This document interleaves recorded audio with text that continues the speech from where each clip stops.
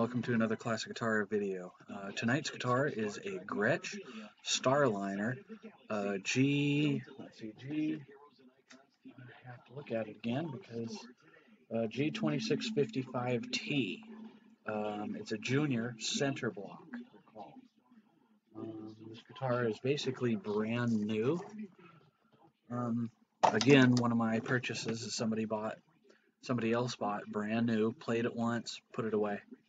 It still has the protective plastic on the back of the tuners, the pickguard, and even the pickups.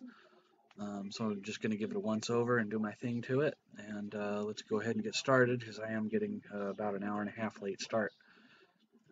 So here it is. And nice piece. So there it is. Pretty nice. We'll go ahead and plug it in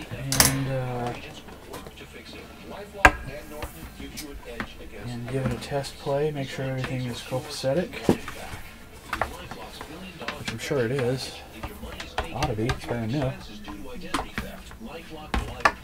Brand the heck new. Brand the heck new.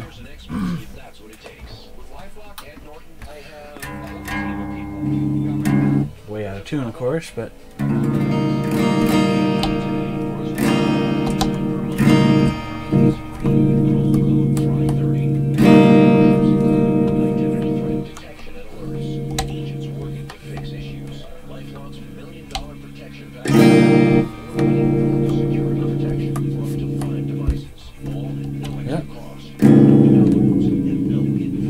need to adjust the tremolo because it's so high. The spring is not fully in its seat.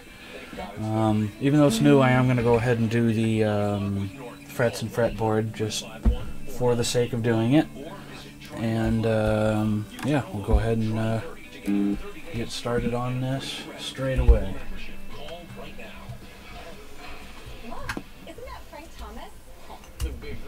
And yeah, so here we go.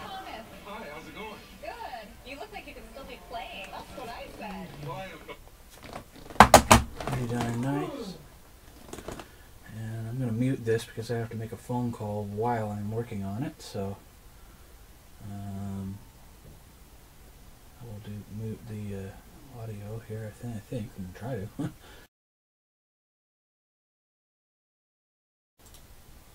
And yeah, testing 1, 2, 3.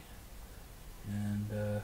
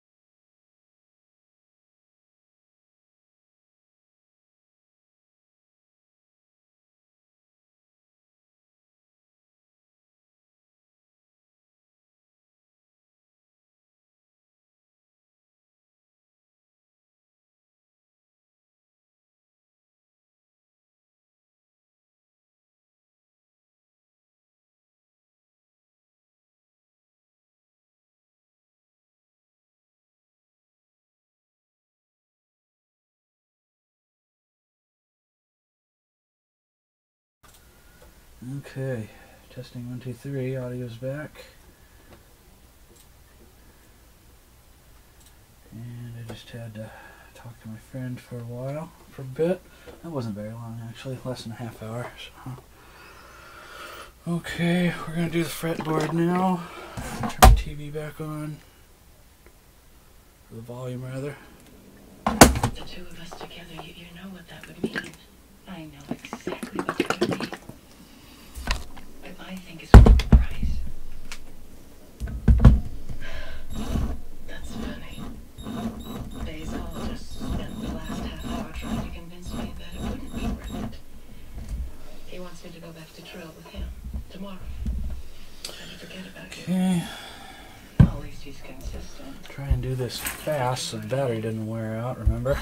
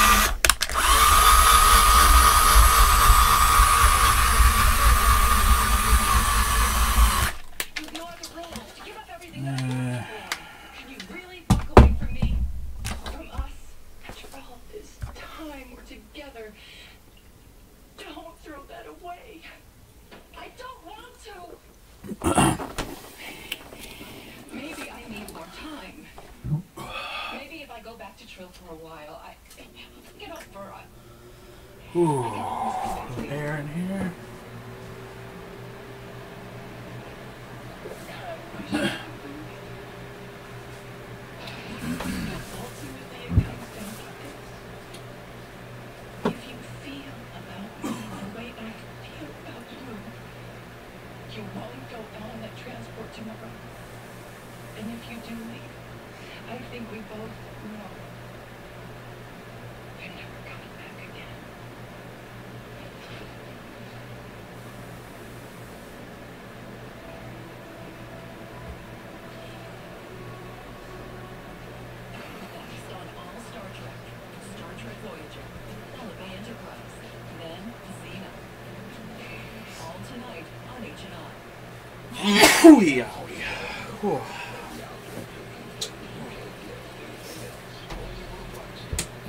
Okay, so to reiterate, this is a Gretsch Starliner G2655T Junior center block, it's called, because it has a center block in it. And the bodies are a little bit scaled down, they're a little bit smaller, a little bit thinner. But a nice guitar, it's brand new. I'm going to be asking $450 for it, which is very fair. Considering it's still brand new, still has the protective plastic on the pickups, even, and on the pickguard, and on the tuners. So it's a nice piece.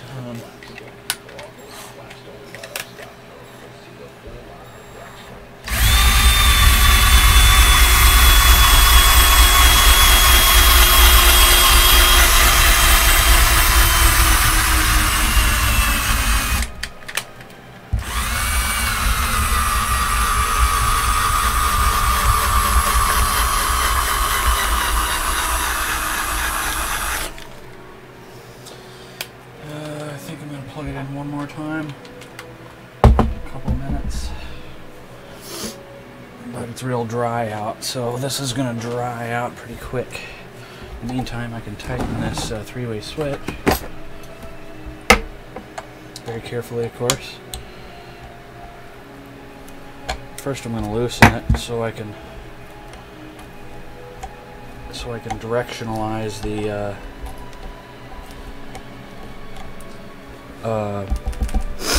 switch. Before it was like this, and you didn't know what position, you didn't know what pickup, unless you know how to recognize the sound of the pickup, you don't know which pickup you're selecting. But what I like to do is directionalize my switches, so back positions, back pickup, center positions, both pickups, front positions, front pickup. Just kind of makes sense to do that. So that's what I like to do with these. Now, while tightening these, it can be very hard to keep it directionalized, so what I do is one way or the other here.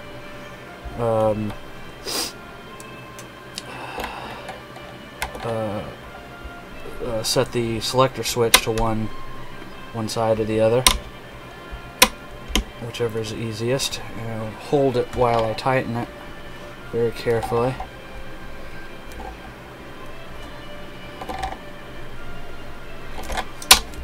And whoops, I went a little too far. Now it's kind of angled a little bit. A little tiny bit more.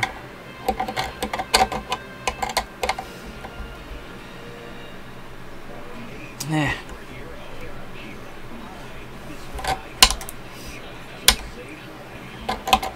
Retighten it because I loosened it. Okay. Alright, there we go. Oops. No. Did I speak too soon or not?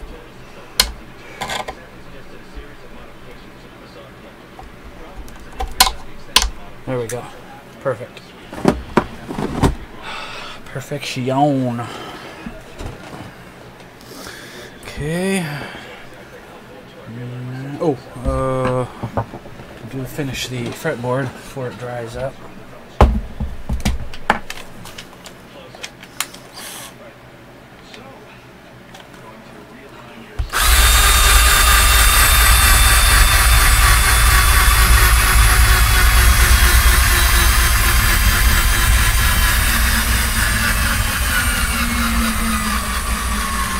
Oh, that's it. That's all I'm getting.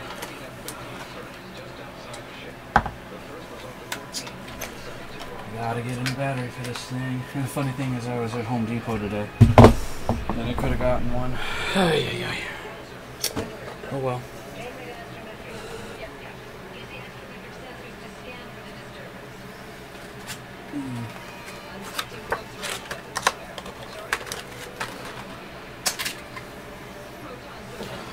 Okay, let's get our fresh rags, rag tag. Rags, and start with a fresh side here.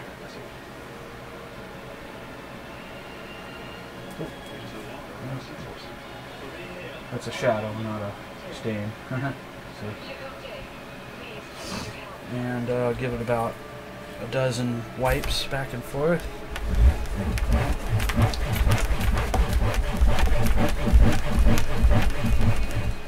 Oh man! Now look at the difference. And this is a brand new guitar. So it just goes to show you a brand new guitar isn't always clean. It's going to come out beautiful though. It is going to come out beautiful. Beautiful.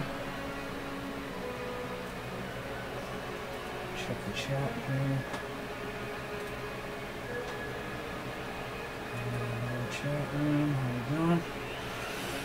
And yeah, I'm getting a much later start tonight. Watched a TV show and had dinner with my brother. And we watched Street Outlaws.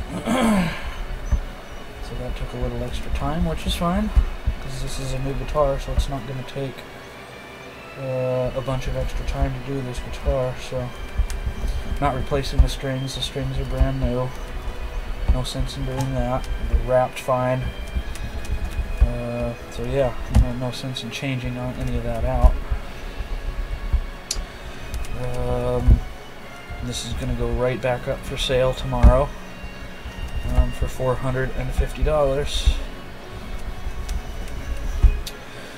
And that's very close to retail on this. New, they're $4.99. And one might say, man, you're asking too much for it. Well, I'm not. It's brand new.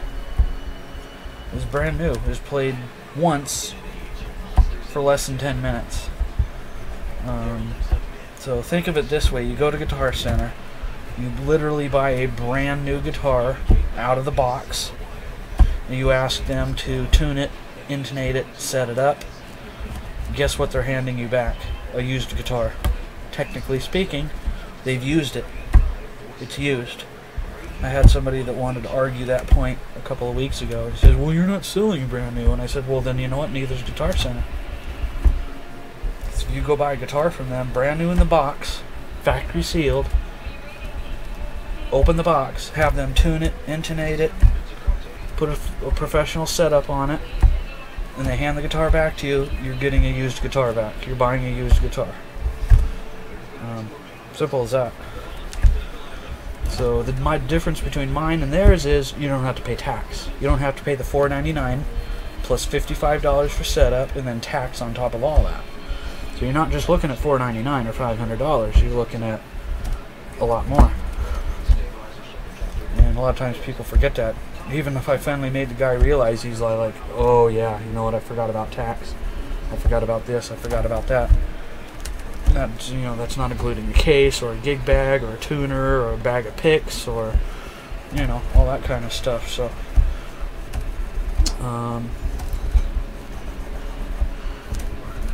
plus with me, you're getting a guitar that's been, I mean, look what I'm doing to it. I'm meticulously cleaning it and setting it up.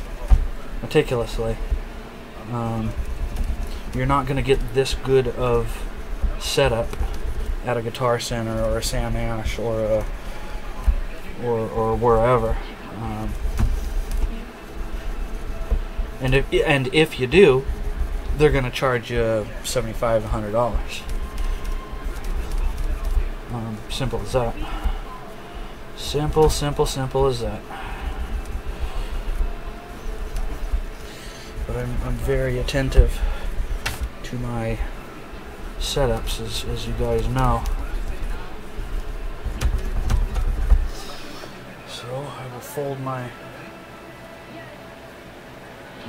microfiber cloth back up. I always use microfiber. On a rare occasion I'll use a terry cloth, but very seldomly. Back in the day I used to use diapers, because diapers were of course very soft and very supple. So it was a cool idea to use diapers. You know, 'cause back in the day diapers were not, you know, kind of plasticky like they are now. Diapers were cloth, you know. Even when I was a wee one, my diapers were cloth. Wow, look at that fretboard and frets. Oh, wow. And then you sit down and you look at the grain on the wood and it's just like, wow. Wow, wow, wow. I wish you guys could see this. It's quite lovely. I'll take my after picture.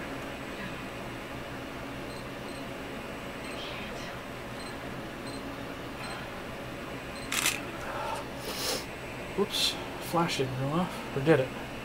I don't think my flash went off for some reason. I don't know why. Take another one.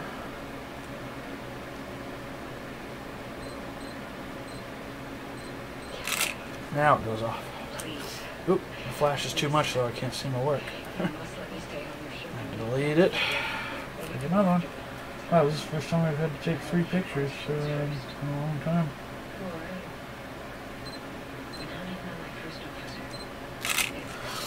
That's a little better, but not much. Ah, dang it. Okay. 4. Maybe 4 is the term.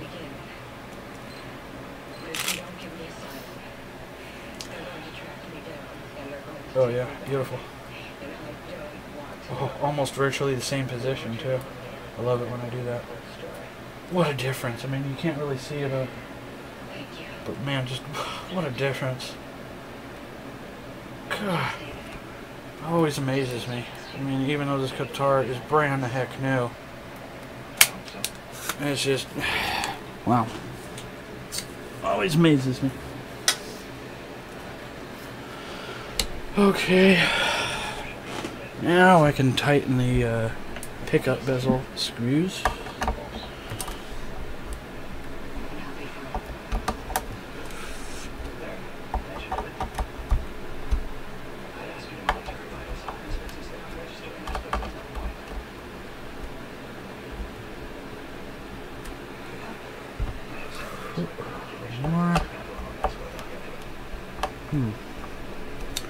I'm going to have to turn the screwdriver in and get a new one. These screwdrivers have these Wera screwdrivers have a lifetime warranty, so all I have to do is contact the company. They send me an RMA package, self-addressed package to me. I open it up, put it in, send it back. They send me a new screwdriver. So that's probably what I'll do on this screwdriver pretty darn soon.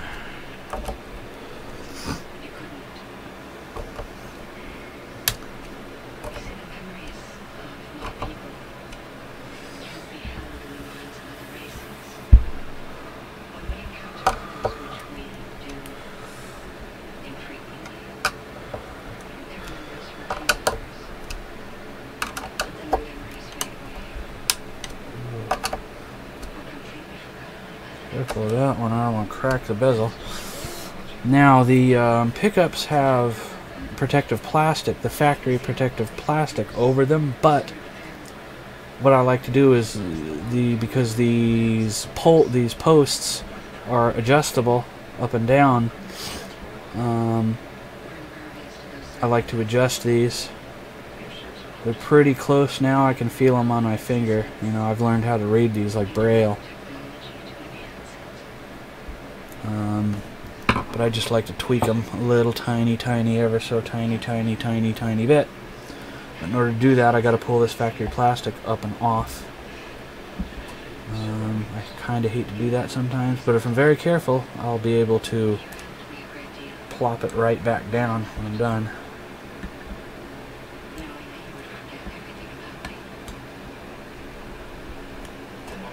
So, just tweak these. I don't even need to polish them because they're brand frick new.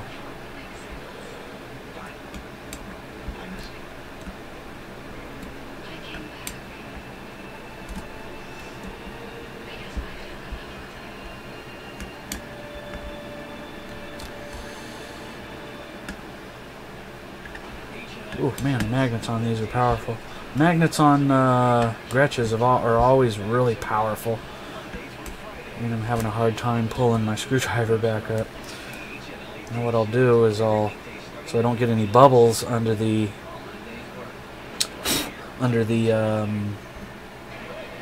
plastic here, just take my finger and go whoosh. And then I have to lift up the other side so I can do these last two sets here.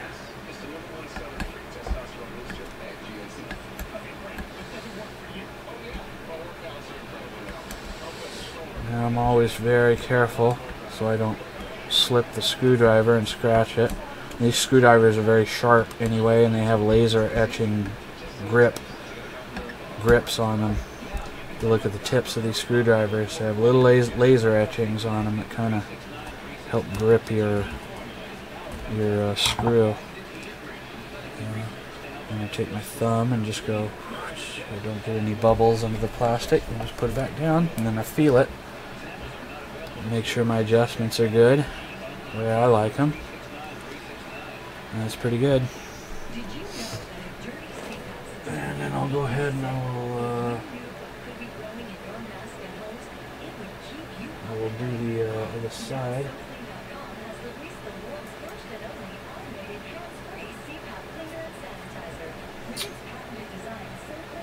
And yeah, start on this end. Just kind of hold it very gently. Try not to get my fingerprint on the plastic.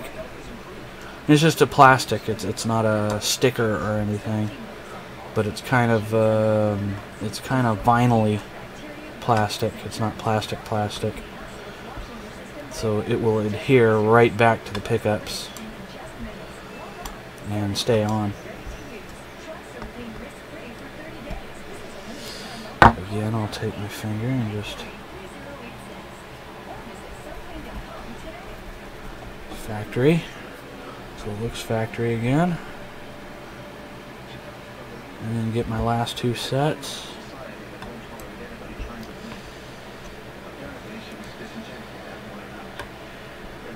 These magnets are strong. It's hard to pull my screwdriver back off of them.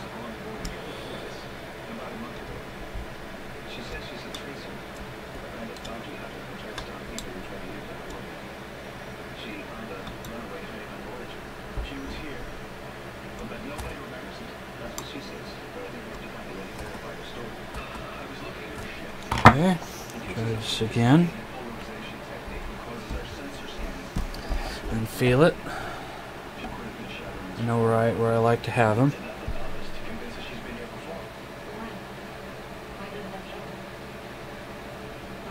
Yep. Oh, perfectly perfection, if I do say so myself. And then I'll adjust the pickup height when I get the strings back on and whatnot. So I won't even really bother with doing it now because it'll be different. Whew. Okay. And I'm not going to mess with the truss rod. I checked it with my straight edge across it, and it was absolutely perfect. So there was no reason to do a truss rod adjustment. Again, this is a brand new guitar. So no reason to do that.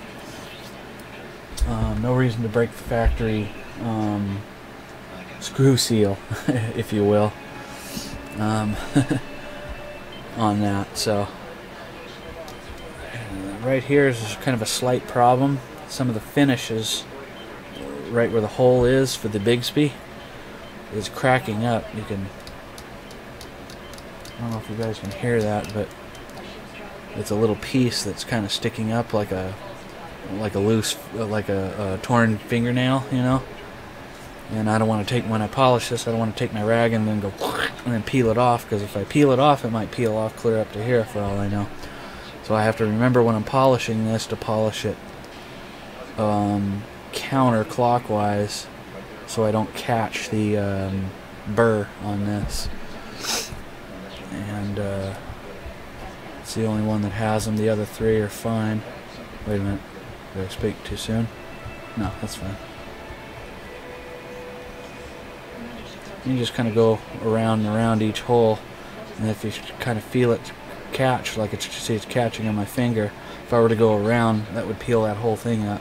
And it might stop right there, or it might go clear up to here. I don't want to find out.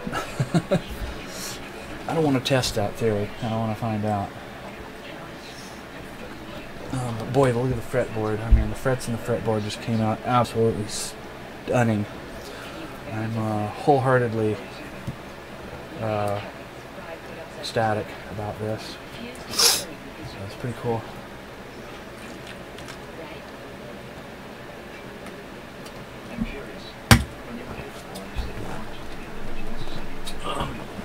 So yeah, this guitar is going right back up for sale tomorrow. Excuse me. For $450. And I will be listing it as new, brand new. Now people kind of give me a little flack for doing that, saying you're not selling a new guitar. You played it. You worked on it.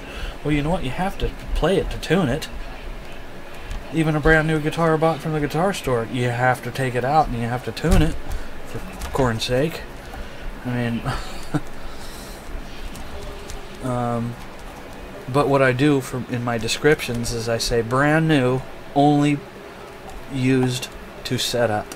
I use that vernacular. Brand new, only used once to set up. That's what I actually say, verbatim.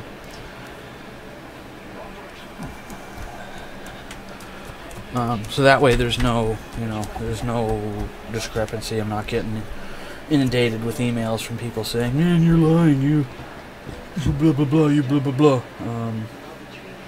Inevitably I do get people like that anyway. In fact, I got somebody like that today.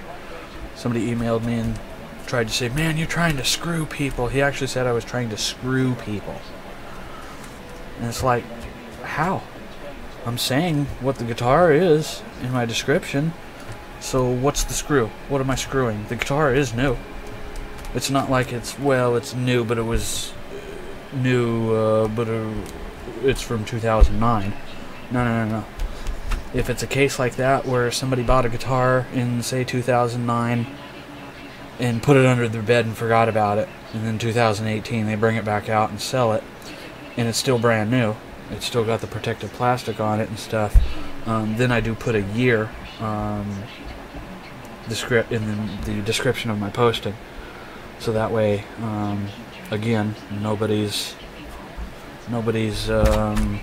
getting all bent out of shape because I'm not saying that this guitar is brand new. I just bought it today, or I just bought it an hour ago.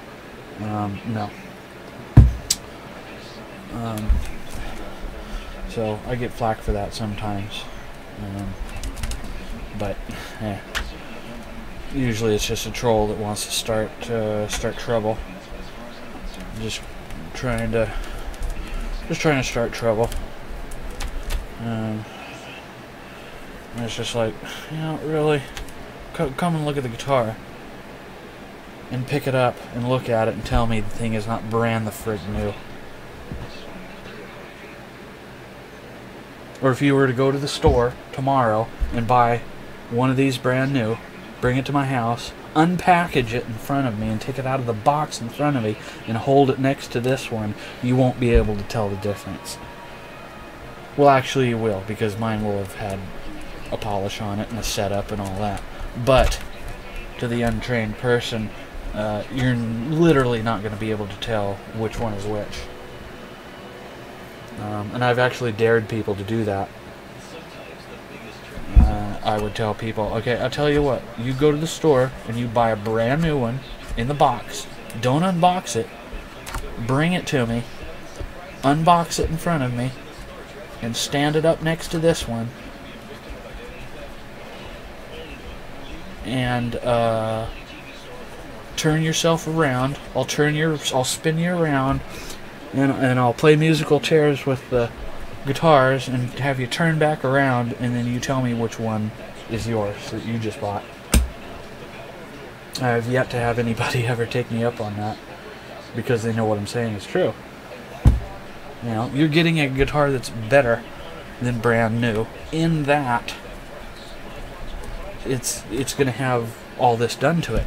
It's going to have the detailed polish job and wax job. It's going to have the full setup on it. It's going to be intonated and tuned, and pickup height and pickup pull height and string height and truss rod adjustment if needed, and all that stuff. A brand new guitar from the factory is just they put a very basic setup on it.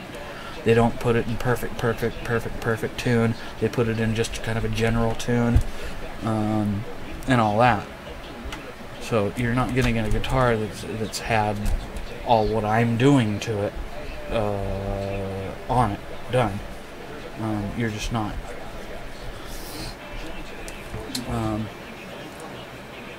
So that's why. That's the in-depth answer of why this guitar is going to be, when I price it tomorrow, it's going to be very close, within about $50 of a one bought brand new at the store tomorrow. But you're not going to pay tax. See, with me, you're not going to pay tax. And that right there is going to save you $50, more than that. Let's see, 9% tax on $500.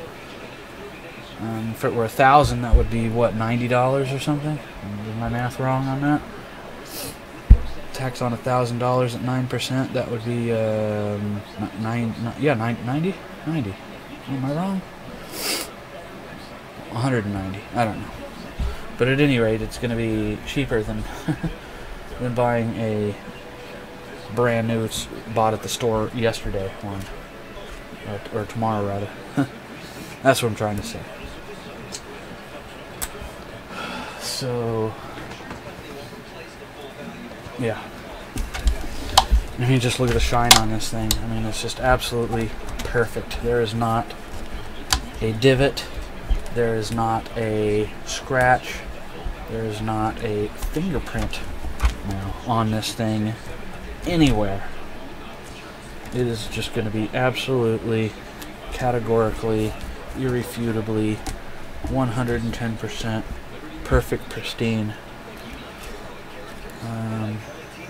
And I have to instigate a new law, well, not law, but a new rule when somebody comes to play a guitar of mine. I started talking about this with you guys a little bit last week. You know, I'll have somebody come and I'll have somebody sit and play a guitar for half an hour and then turn around and not buy it, or turn around and offer me half my asking price. Or come and play a, you know, $1,000 guitar and then get up and leave and not buy it. Now, I understand people want to play a guitar, they want to play it, and they want to, you know, feel it and see that it works and get a feel for it, and if it doesn't feel good to them, you know, then they'll pass on it. But generally speaking, if you don't know, if you don't like the guitar, the way the guitar plays within the first 30 seconds to a minute, then you're not going to know in a half hour. So I'm going to have to start instigating a new rule with people when they come over to look at a guitar of mine, of a 5-minute play limit time. And I have to do that because, especially on a guitar like this, if I get too many people that come over and look at this guitar and play it, then I'm going to have to not call it new anymore. I'll have to change my description to used guitar, because it will be played by so many people that I will no longer be able to legitimately call it new guitar. So, I mean, it's just like that story I told you about that guy a few weeks ago. He came over for an hour and 45 minutes, played 6 guitars, didn't buy anything. He test played about $6,000 worth of guitars. And in the end, he didn't buy anything. He got up, said thank you, and left. So yeah, no free plays, it's going to be called. No free plays. You get a 5-minute limit playtime. If you can't figure out that if you like a guitar, the way the guitar plays within 5 minutes, even a novice, then I guess I won't be able to sell you a guitar. I just can't, you know. Plus, it's time consuming, you know. You wait for somebody to come, and sometimes they're late, and you know, they say they're gonna come. They'll be at your house at 3, and then 5 o'clock they're still not there, and then 5:30 they show up, and then they want to sit and play your guitar for a half an hour, and then in the end not buy it. That's not cool. And again, I understand somebody wants to. People want to play a guitar, and make sure it's what they want, and that's fine. Just like if you're going to test drive a car, dealership is not going to let you test drive a car halfway to Las Vegas. They're just not. They're going to let you test drive it for a couple of miles, and then they'll be like, okay, it's time to go back to the dealership. So it's kind of on par with that, if you will. You know, I just can't. I can't have somebody come over and sit down and play 6 guitars for an hour and 45 minutes and then just not buy anything in the end.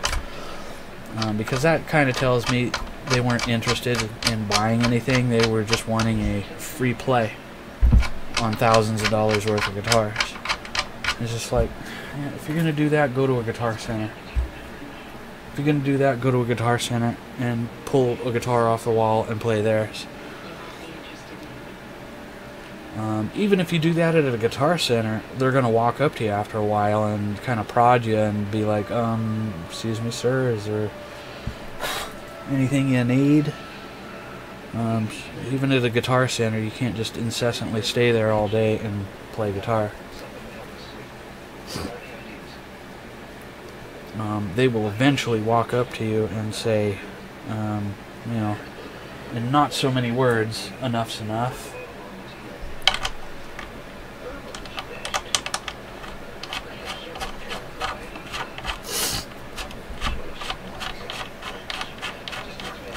So yeah, 5-minute play limit on guitars now. Just can't. We can't.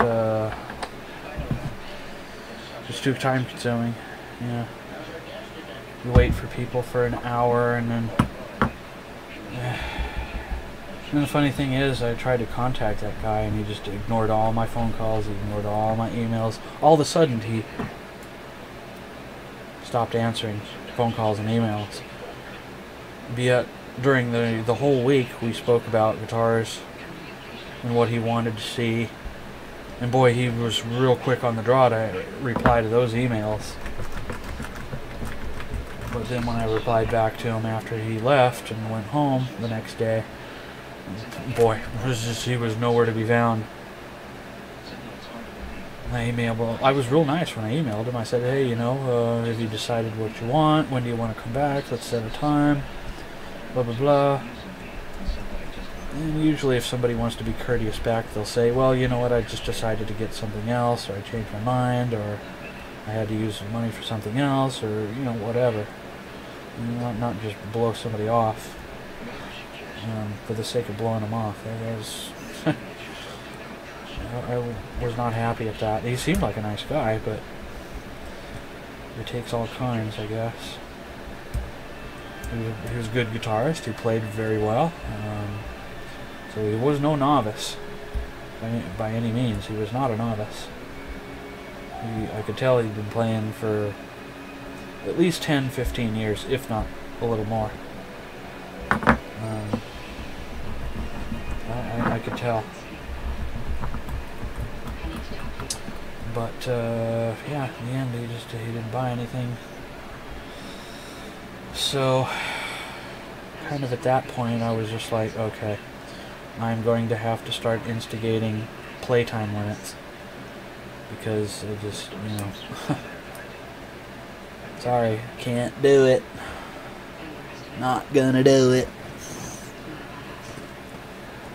It's like George W. Bush, not gonna do it.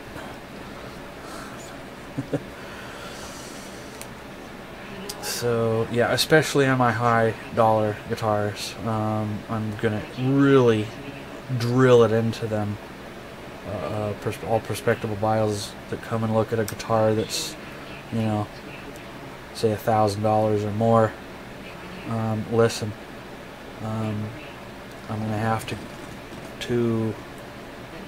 tell you there's a 5-minute play limit. And here's the reason why. I'm not going to be nasty about it and just say, well, you can only play for 5 minutes. No, I'll explain to them why. And I think most people will be receptive to that. You know, because again, if you don't know you like the guitar's playability within the first 5 minutes, you're not going to know after 15 minutes or a half an hour or 45 minutes or an hour. Most guitarists who've been playing more than 10 years, you're gonna know within 30 seconds of picking a guitar up if you like it. Ask any guitarist, or any drummer, or any bassist, or any pianist. They're gonna know within less than a minute.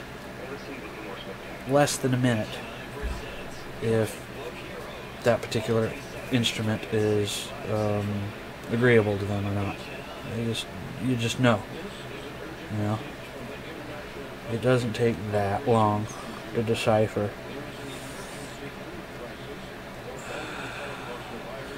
And again, it's just, it's time consuming to stand over somebody while they're playing a guitar or guitars for more than, say, I don't know, 10 minutes. Then you start scratching your head going, okay, is this guy, okay, he should know by now. And then another 10 minutes go by, and then another 10 minutes go by, and another 10 minutes go by, and another 10, another 10, another 10. Then you're really starting to scratch your head and go, okay, wait a minute, why, what's taking so long? You either know by now or you don't. And I will usually generally gently prod somebody after they've been playing for a couple of minutes. I'll say, oh, okay, well, what do you think? Hey, what do you think? And they'll either, most of the time they're receptive to that, and they go, oh, I need to play it a couple more minutes. Oh, okay. Then a couple more minutes will go by. Oh, okay, now what do you think? Oh, if they start, fitzing around, then I know something's a little fishy.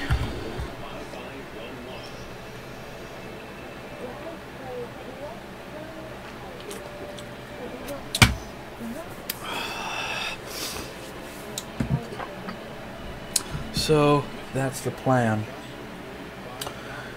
with guitar sales from now on. I'm going to go ahead and start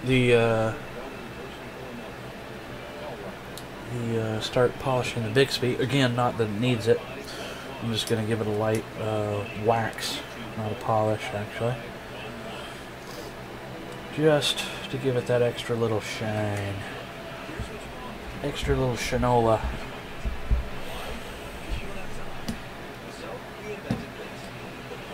Just that extra little shine. Yeah.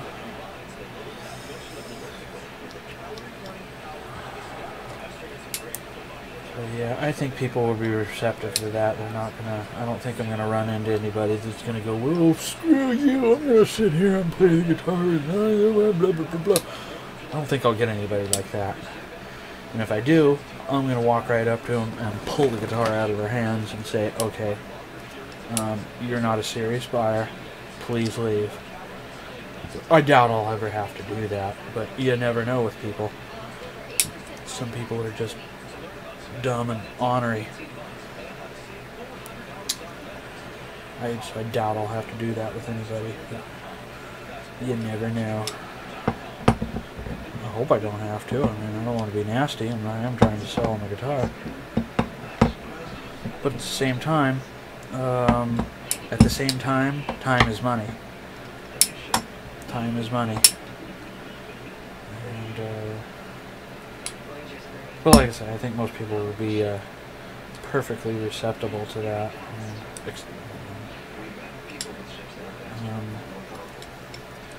Perfectly receptive to that, I should say. I'm sorry. Yeah, I mean, not trying to be a dummy about it. Just trying to save time and trying to, just trying to be cordial and, I think people will be fine with that. I mean, I don't expect any problems arising from that. I'm gonna finish polishing this up, and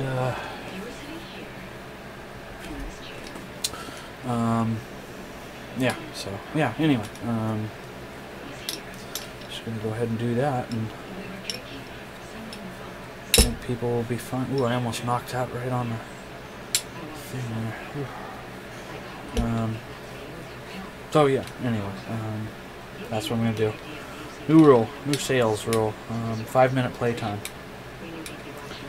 5-minute playtime. With an explanation to the prospectable buyer, so they're not going like, why are you only allowing me to play it for 5 minutes? There's some sort of scam here or something. And then I'll just explain to them, well, no scam, but here's why. blah blah blah XYZ, and I think people will be fine with it. You know, anybody with an ounce of common sense will know where I'm coming from with it, you know. And I think it'll be fine. I don't foresee any problems instigating that rule, if you will.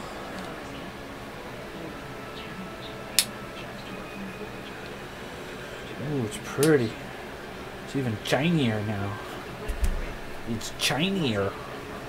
Yeah. Oop, one little spot over here I need to redo. It's kind of. It's the same thing for a piano. I mean, you know, somebody sits down at one of my pianos and then just sits there and plays for an hour.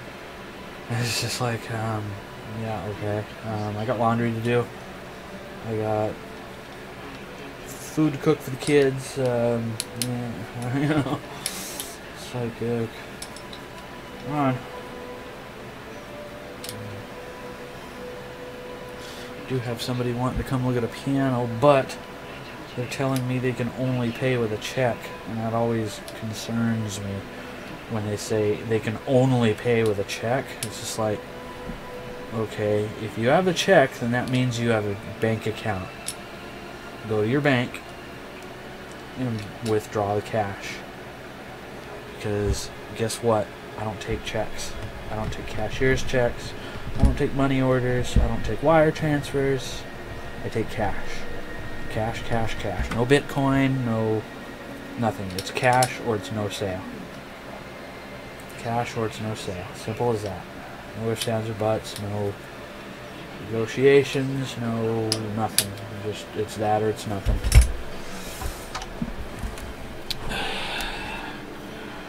Dagnabbit, it's that or nothing. Okay. Put this back very carefully so I don't scratch anything.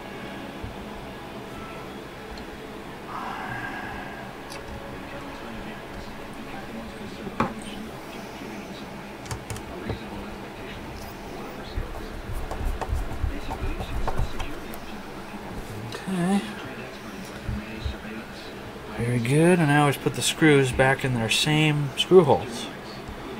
I set the screws aside in the same pattern of the item, so that way I know which.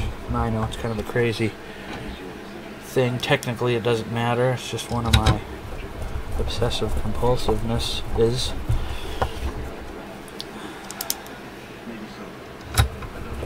That I do. What can I say?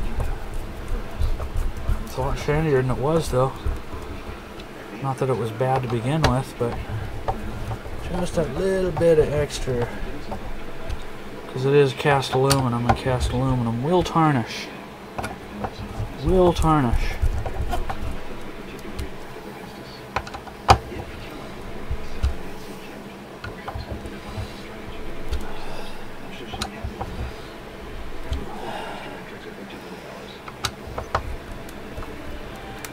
Again, I like to get my screw heads all straight, if possible. But if I feel if I go any further on something and it's going to crack, then I won't do it. But I will get it very close.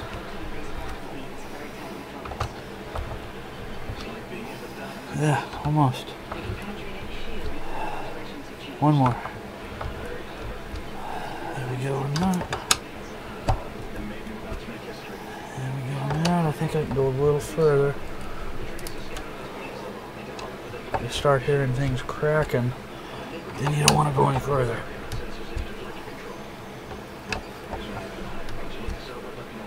One more. There we go. 100% tight and all screw heads matching straight.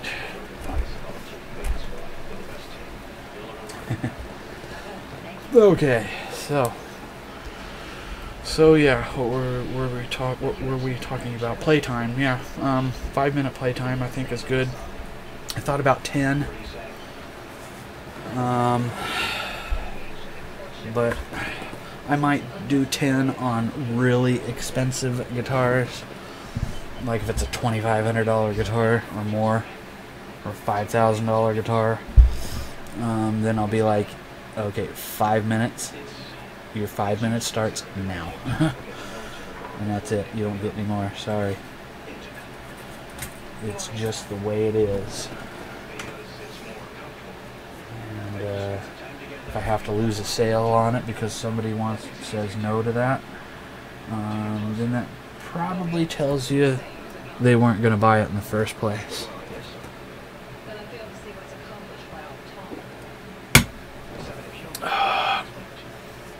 Okay. Polish the headstock next.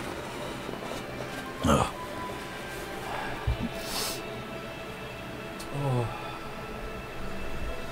Yeah. So I think people will be receptive to that.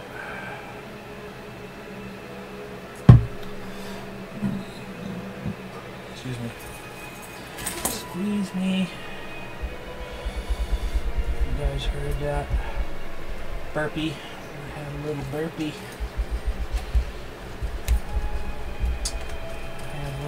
Burp.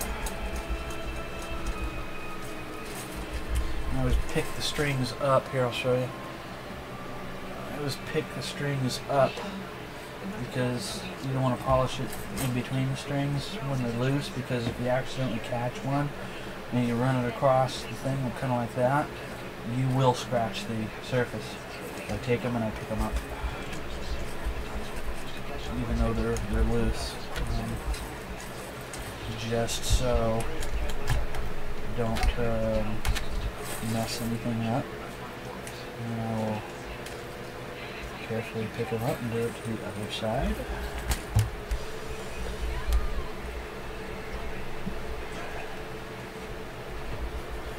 And again, this is new, so it's black, so I don't need to press real hard. I don't need to bear down on it, because it'll just put what's called micro scratches in it. Even though polishing it, you can actually polish scratches into it. So you don't want to do that. You just don't, because you don't. Oops.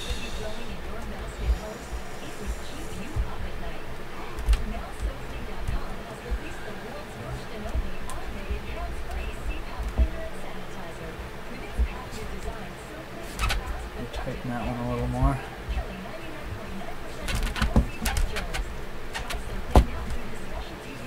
There.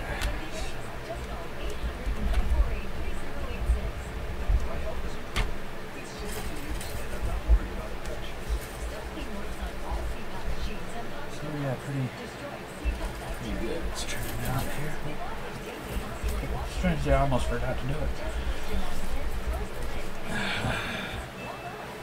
And the same one I'm wiping off too, except for the top here. I don't need to do it for the top,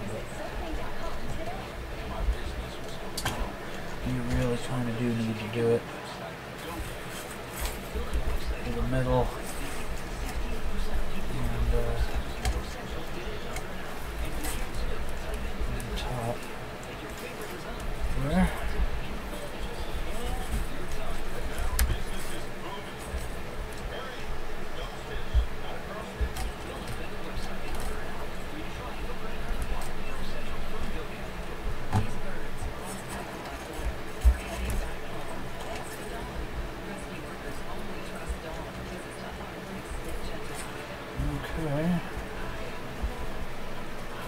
These have a really good quality nut, so I'm still going to dry leave it,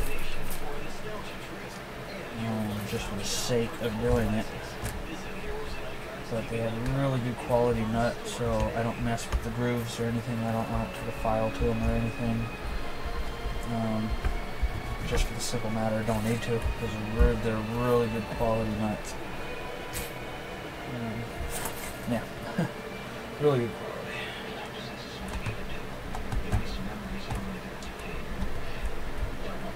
Tuners are coming out nice. Everything on this is factory stock. Nothing's been changed out or anything. Yeah, not a thing's been changed on it. Stock as a rock. Ouch, as the old saying goes.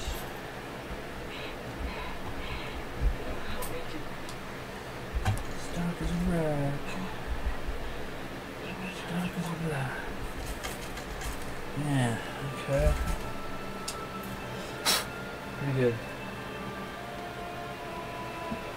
Move the camera back. I gotta sit down because my back is killing me. Oh.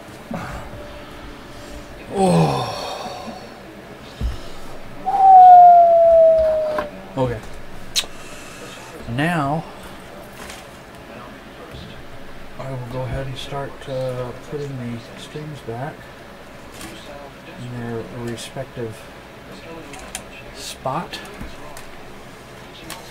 So to do that,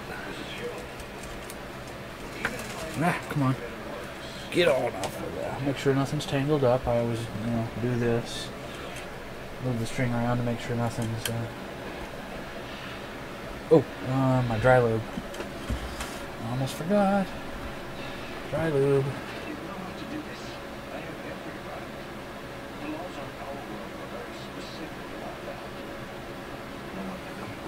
Dry lube.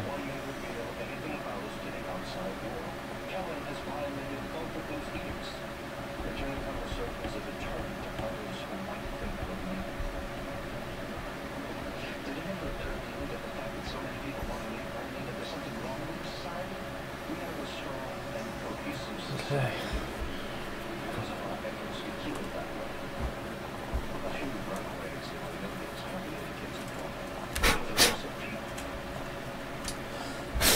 Yeah. Got some of the dry lube. God dang it. Blow it all out. Okay, there we go. Dry lube. I guess I should have moved the camera back again for you guys to see it, but I forgot. But you've seen me do it before. I just put a little bit of dry lube in the groove of the nut, and away you go. I mean, that's pretty much it. Okay. I'll just stretch the string out a little bit. Back under. Oop.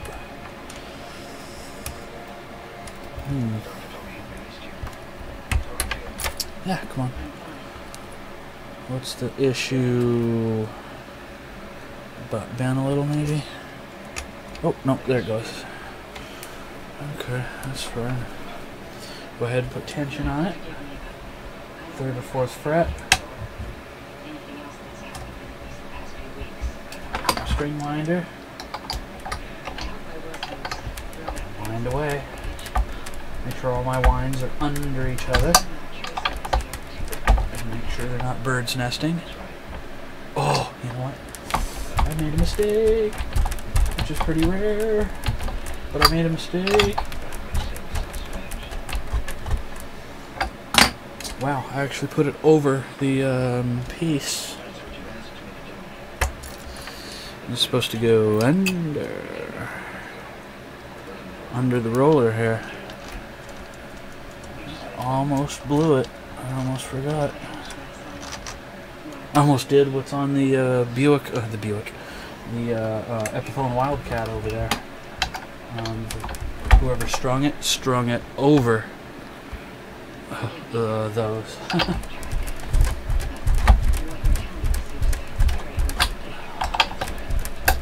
I was like, what? I haven't done that in years. But it just goes to show, I'm not perfect. Make mistakes. Just like any other Joe or Jane. I'm going to loosen that up though. And I'm going to put this back up to kind of a factory setting, more or less, give or take. Pretty close though, pretty close to the factory setting. Now I can retighten it, make sure the string is in its saddle groove.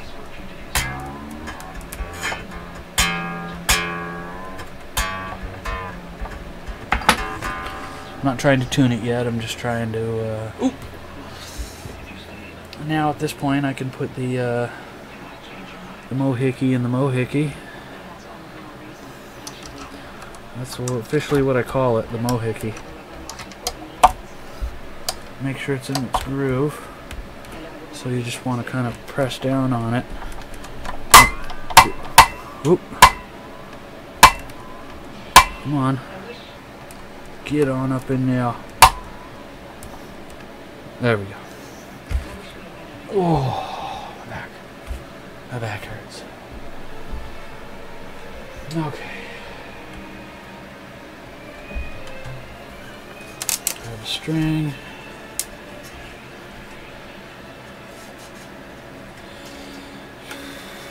Back. Make sure it's not sound. Very gently put it underneath. You don't want to just jam it under there because you don't want to take a chance in this eye scratching or denting or dinging the finish. So there is that. There is that little tidbit. Make sure you're putting it on the right post.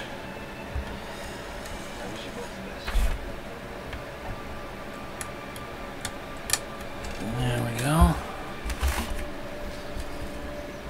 Make it taut for the string. Winds under the winds. Make sure the string is in its saddle. It wasn't. Make sure the string is under. And just kind of double check everything every once in a while. And I look and make sure the string is parallel with the post that it's on.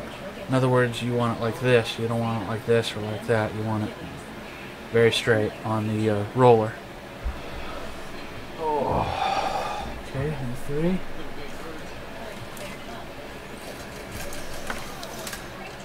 It's not underneath very carefully.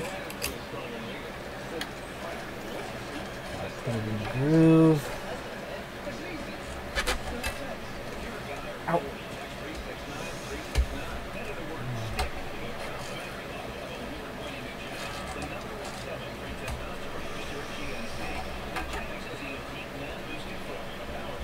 Ah, come on.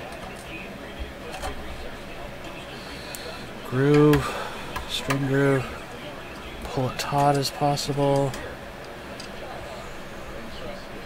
Make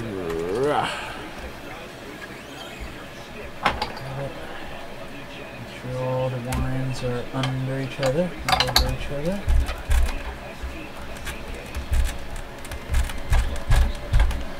And its string groove. It wasn't, now it is.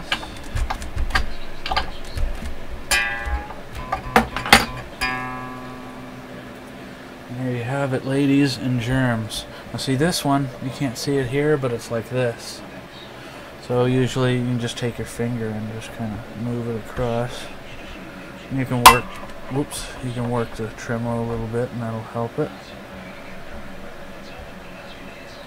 And you can just kind of visually do it. It doesn't have to be aerospace tolerances or anything. Yeah, you know.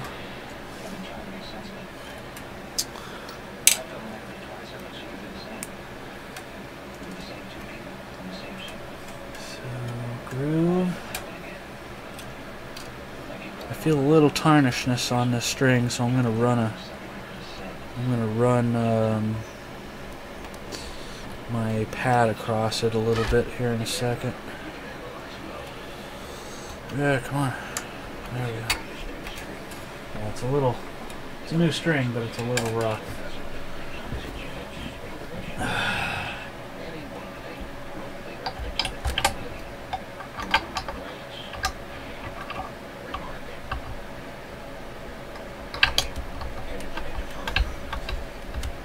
how I do that in a minute here.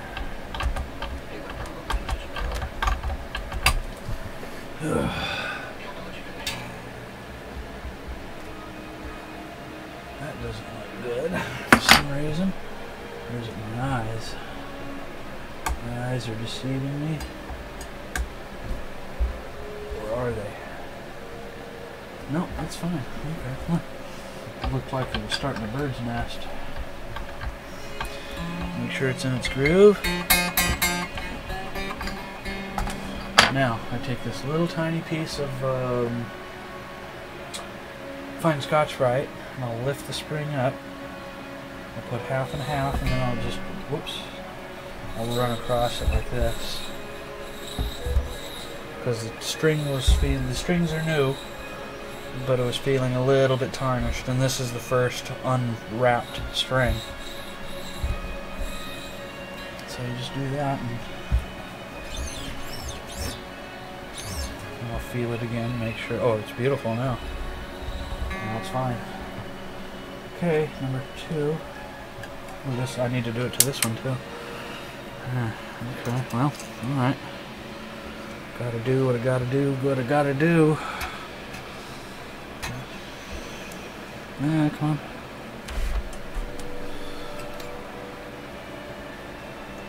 Oop, that one went right on. Okay, make sure the lines are all under each other. And line it up.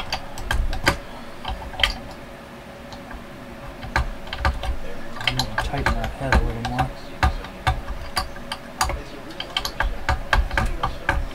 Make sure it's in the groove. It isn't.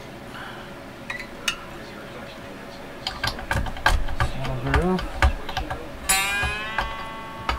Take my Scotch-Brite again, lift the string up. And I just go, usually it doesn't take more than about a half a dozen to a dozen times. It's not badly corroded, it's just because the guitar's been sitting a little bit. And just take the rag, wipe off any excess dust, and feel it again.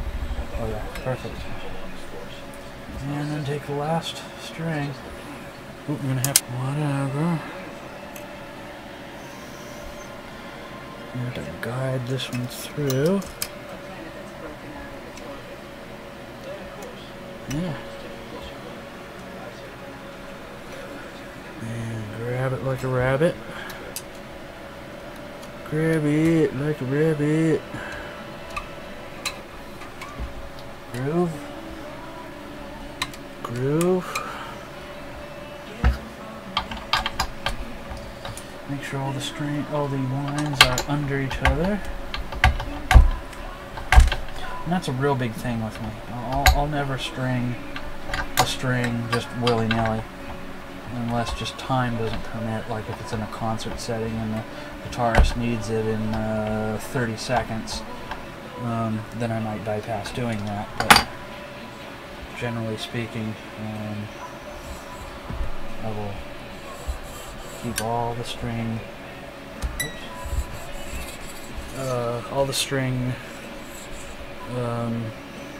lines under each other. Oop.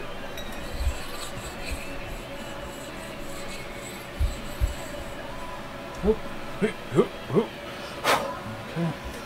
Oop. Oop. This thing keeps sticking to my fingers. Okay, feel it, make sure I get a good job. Continue my tightening.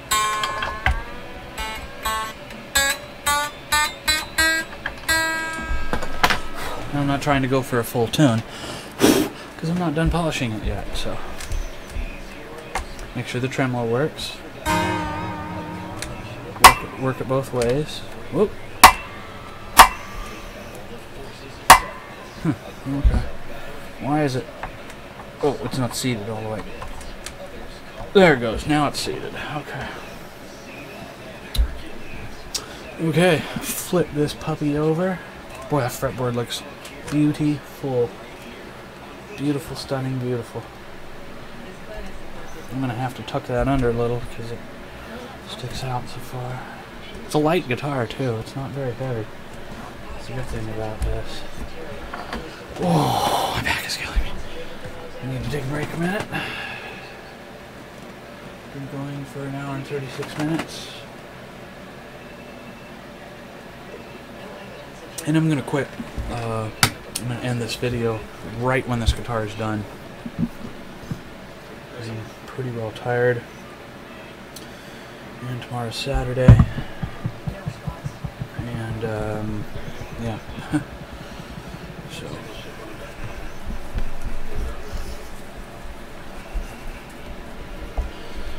Oh yeah, she's a beaut. She's a real nice looking guitar. Mahogany.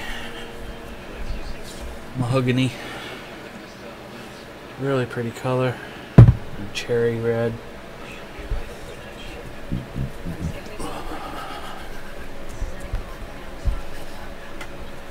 Very nice piece. And the good thing about this is I think it's only going to take once to polish and wax here. It's just, you know, again, it's new, so you know, there's no buckle rash on it. There's no nothing. It's just, you'll see here in a second. Yeah, look at that. For you guys viewing this in HD, full HD, look at that puppy. I mean, there's just no denying on that. Ah, damn, look at that. That is just flawless. One little tiny spot I need to go right here. That's why I stand up and look at it, because inevitably you'll see a spot that you can just go over a little tiny bit one more time. Maybe even a third time.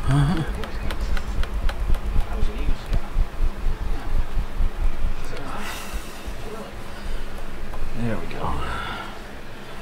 There we go. Absolutely friggin' beautiful.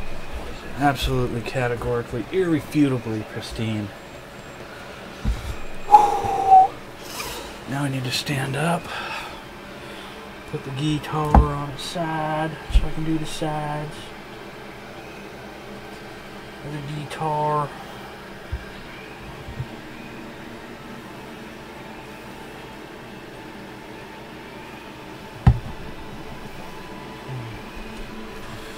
And yeah. Somebody asked me once, why do I bother polishing or waxing the sides? He's like, why do you bother doing that? And so, like, it's part of the guitar. Why wouldn't I bother with it? If anything, that's where your arm rests, and you know, you accumulate dirt and sweat, and so it's like, why wouldn't you do this? I don't get it. Why wouldn't you? And he's like, oh, I don't think so, man. And I was like, okay, well, whatever. To each their own, I guess.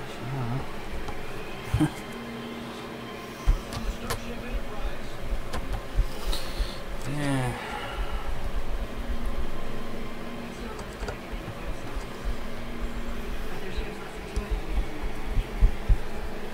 Pretty nice guitar. It would be a keeper, but you know, it's not a high-end piece. This is kind of a medium-end piece. End user guitar, if you will.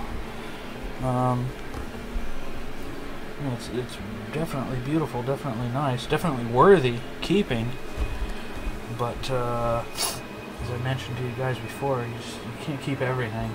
And I am in the business of selling guitars, so there is that.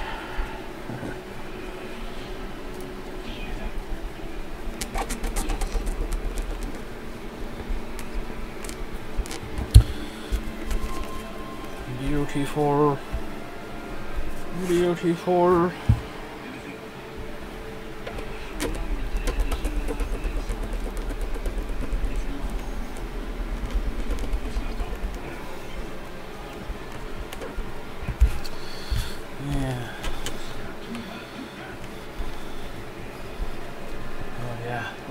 beast. That is a sexy beast. Just like the movie, it's a sexy beast. Maybe that's what I'll nickname it. It said the sexy beast. What do you guys think? Think that's a acceptable name for this? The sexy beast. Oh, my back. Oh, I know I keep saying that, but okay. Oh, need to polish the bracket on the pickguard since it still has the protective plastic on the front. You can't polish the plastic, so I just polish the bracket. So, it's hard to see, but yeah, just polish the bracket because it is chromium. After all, it's chromium.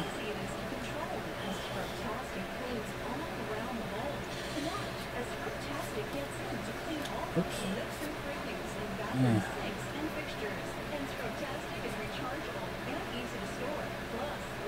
Yeah. She's a beaut. Oh. Lean back. Sorry I can't show you doing this, but I gotta lean back. My back is hurting. Well, I can show you a little bit.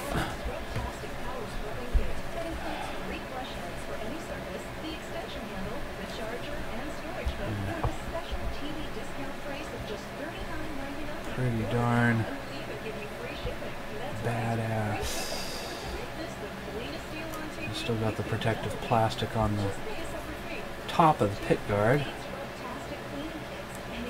So that's a good, another good selling point to it, to the guitar, if you will. And okay.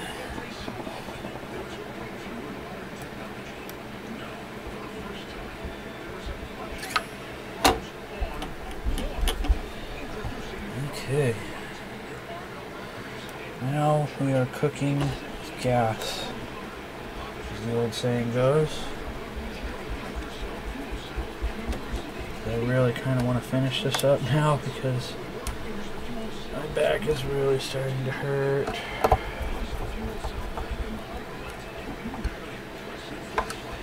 So I just need to set the string height, intonate it. Intonation should be fairly close because, again, it's a new guitar. So that aspect of it should be pretty darn close, if not right on. If not right on. I'm going to put my rag here so I don't scratch with my needle nose I'm about to put under there to hold the little nut that's behind there.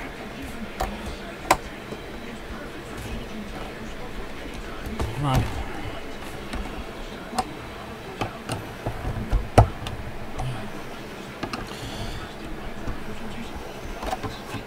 I'll just do that so it doesn't scratch the, I'm not scratching the surface with a metal tool, you know. Beautiful. Oh, I still got to do the back of the neck, of course. So we'll get on that. Oops. Let me put this back down. Back of the neck. And the back of the headstock too, for that matter. So I'll show you what I'm doing. Just grab it with my rag so I'm not moving it around all over the place.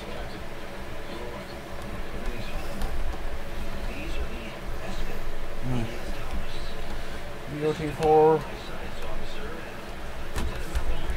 Beautiful.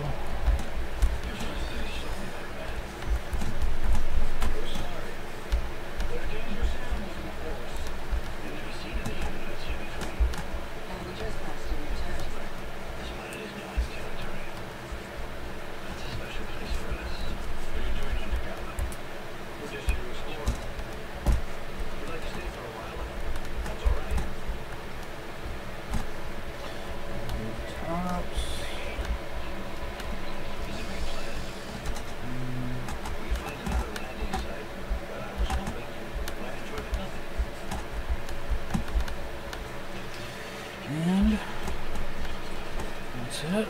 Grab my other ragamuffin here. Oh, jeez, that's just absolutely stunning. It is absolutely, categorically, irrefutably stunning.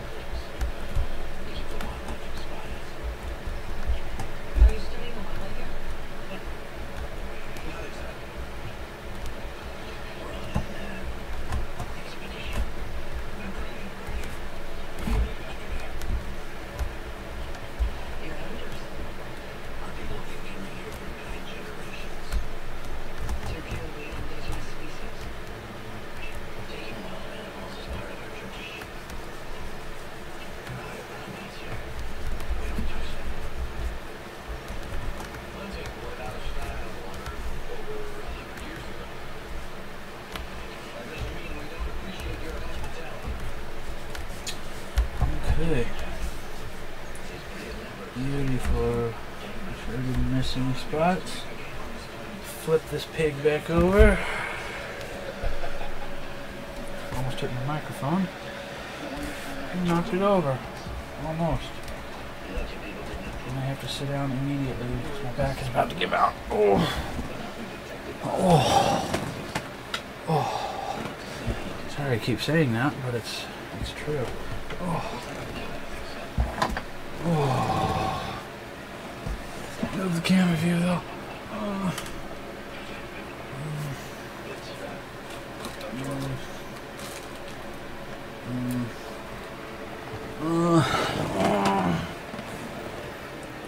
Wow, this thing looks spectacular.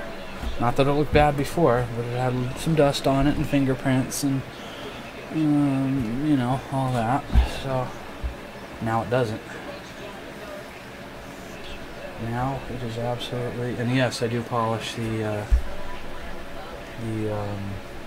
plastic knobs, absolutely. And these don't have any markers or numbers on them, they're just a cap. So I can put these in any position, it doesn't matter.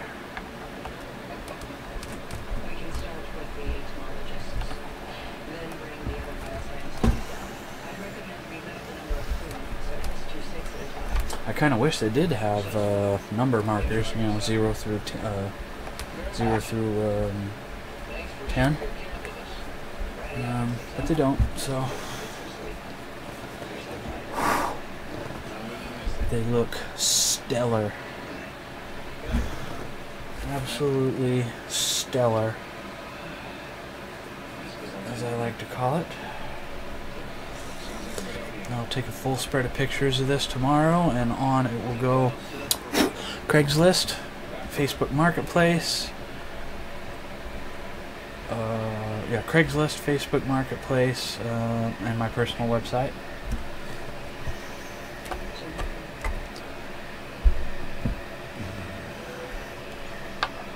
Again, you can put this in any position, it doesn't matter. And I always turn it and make sure it's, when you turn it, it's not, you know, wobbling. A little bit of wobble on one side here. There we go.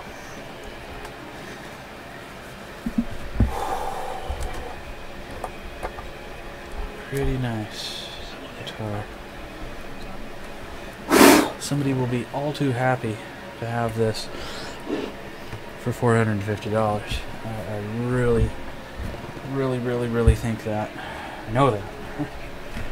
Because I would if I were buying it. And I know, because I did buy it. I bought it just, when did I buy it? Yesterday. No. Day before yesterday. Yeah, day before yesterday. Wednesday. Yeah, Wednesday. I bought this Wednesday. Bought it Wednesday. Turn it, make sure it's not wobbling. Wipe the polish off. Wax. It's actually technically wax.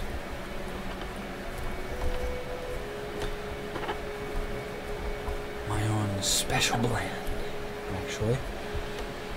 Despite what bottle it's in, it is my own special blend.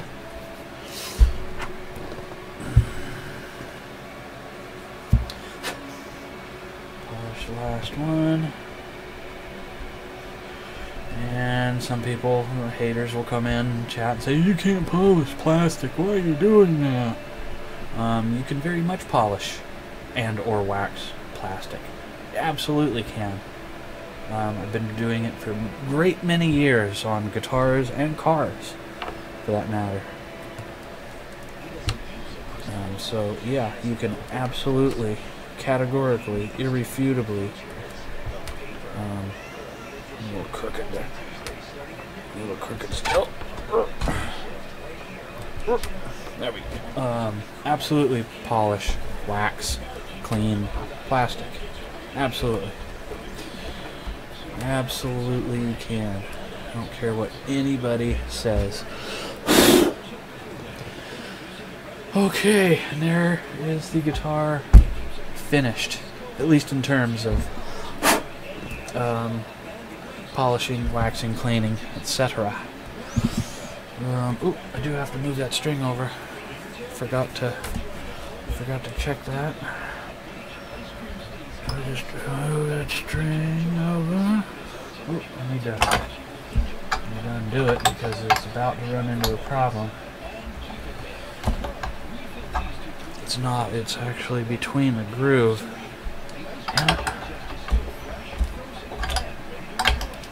Come on. There we go. Whoops, it was right in that groove right there. Good thing I saw that. Good thing I saw that. Make sure it's in its saddle, it's in its groove, it's parallel. Wind it back up.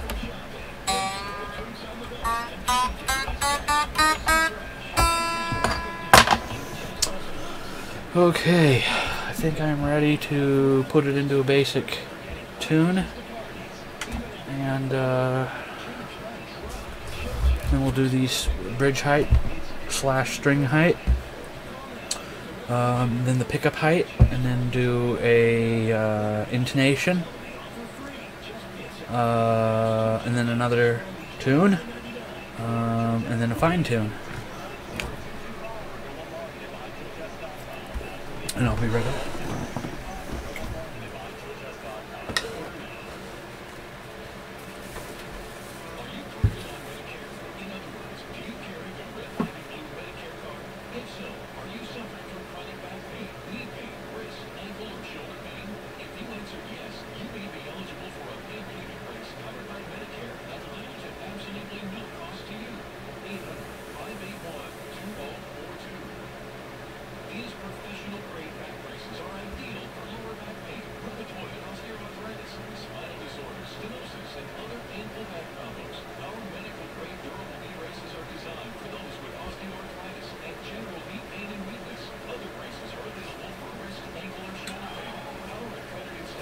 Oh man,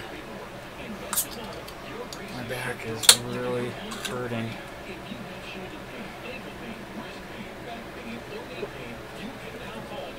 We're at that. Go to the little boy's room.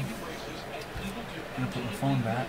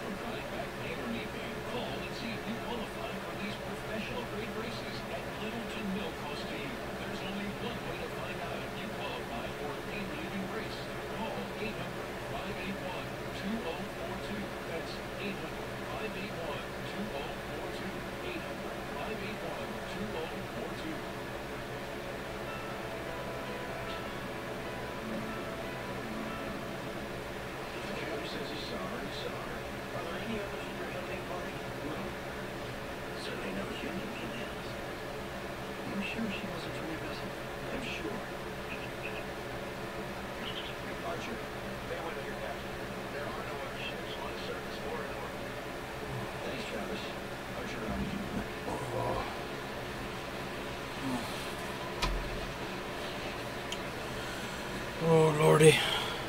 Oh. Okay. Oh.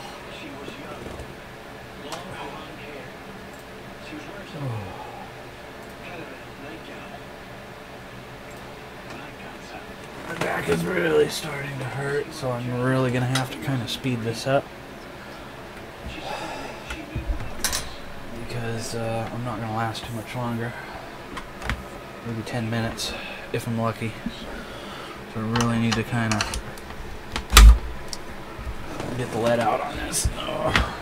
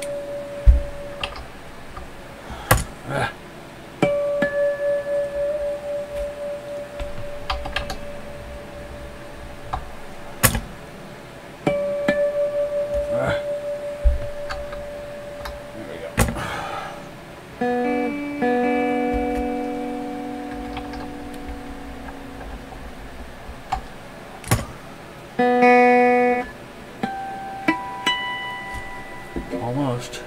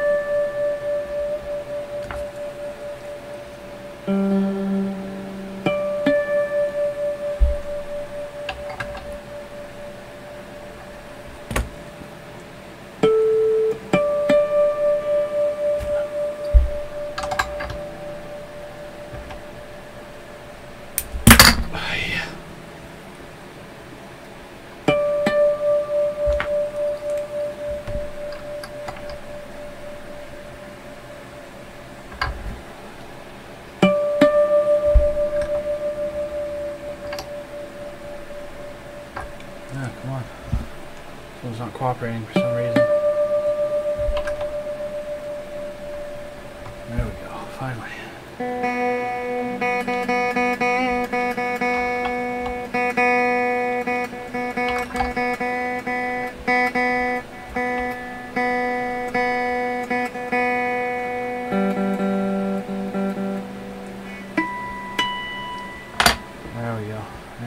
full general tune on this pig.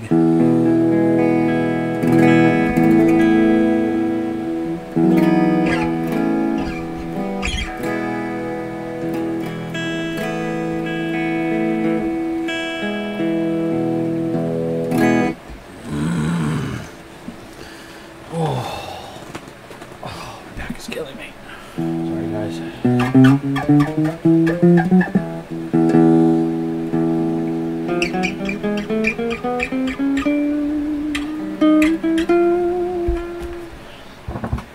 Set that action down a little lower.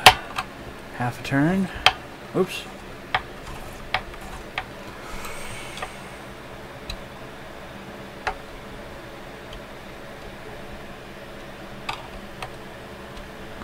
Dang it.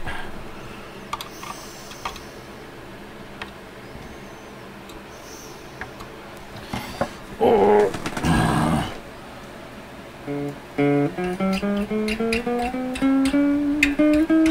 Oh my god. The fretboard and frets are just like butter.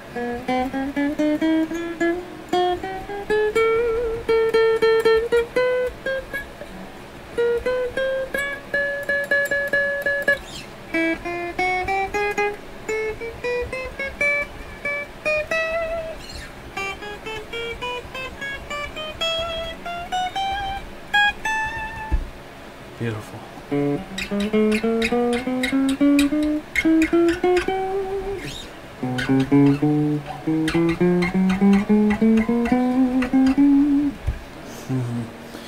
Beautiful action. I think that's about as low as I can go. Okay, now pickup height. I really have to quit soon. My back is just, my back is really killing me. Guys, sorry. It's just really killing me. Really killing me.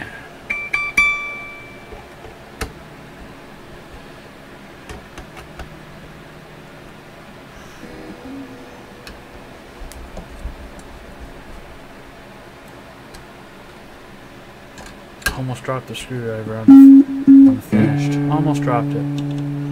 I almost dropped the screwdriver like that. I mean, just have a good hold on your screwdrivers, or you're going to be hating it. You will be hating. You'll be hating life.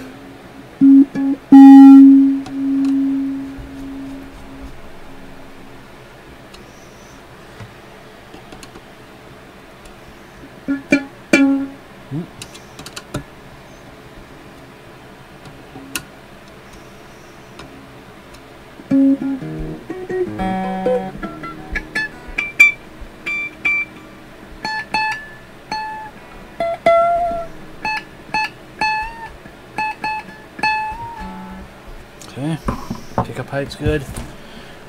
Retune it, and then intonate it, and then fine tune it.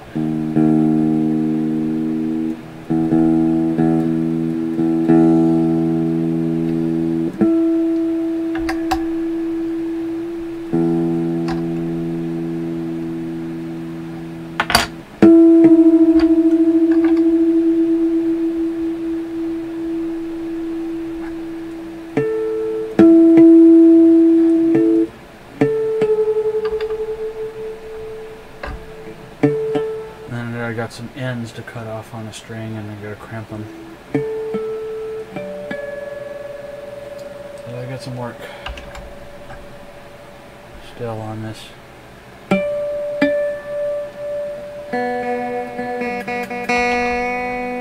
Oop, too high.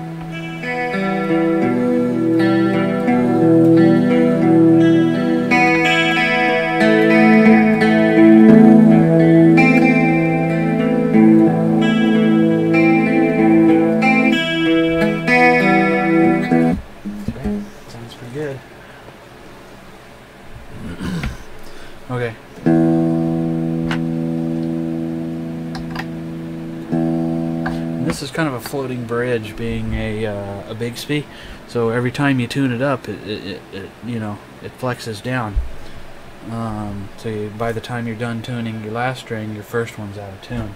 Not as bad as a Floyd Rose, but these still do that, so you have to be aware of that.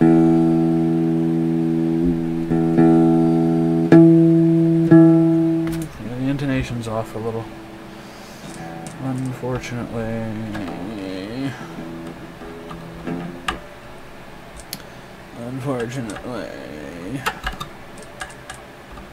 I'm sorry.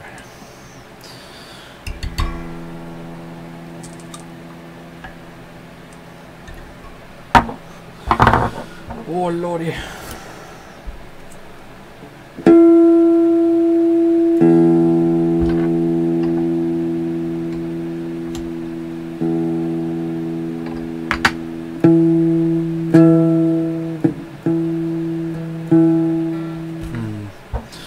Okay.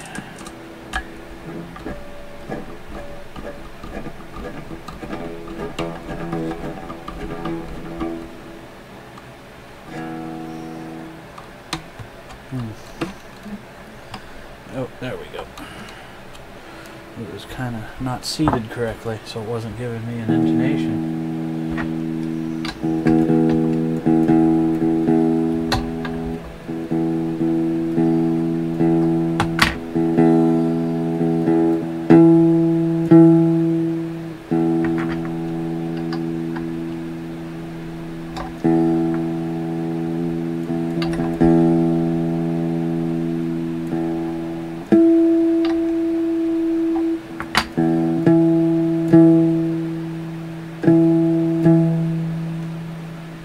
Almost. A little bit more.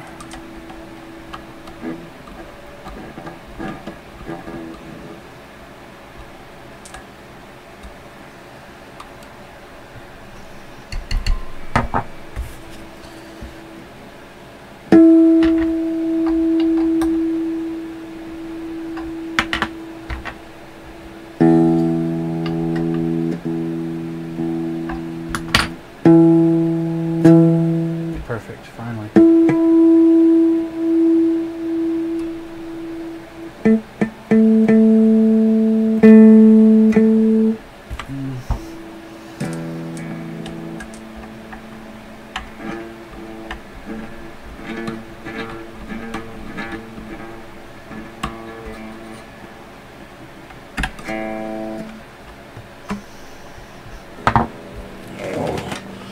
Oh, my back is killing me.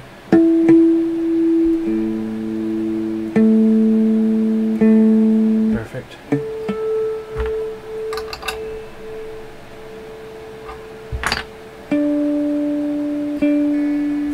Ooh, that one's very close. I don't need to do much to that one.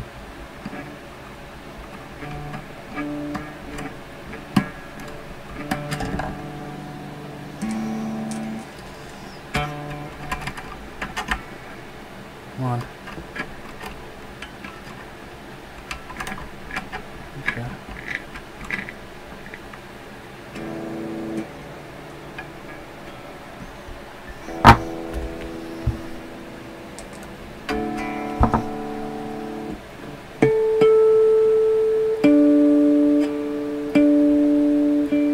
Perfect.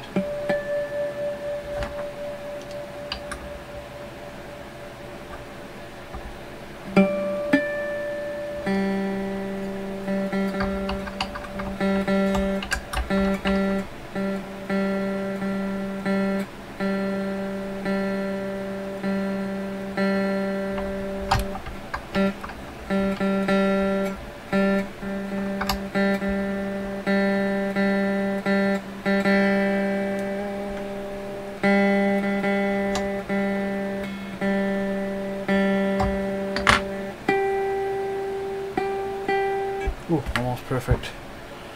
Almost perfect. Don't have to do a whole lot to that one.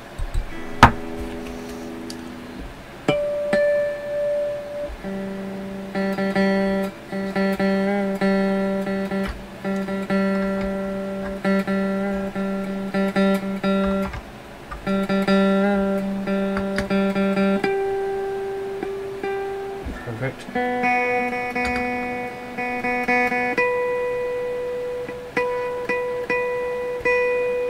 That one's almost perfect.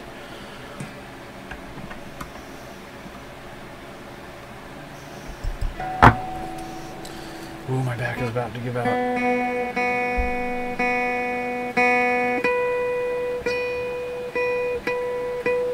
Perfect. That one's almost perfect.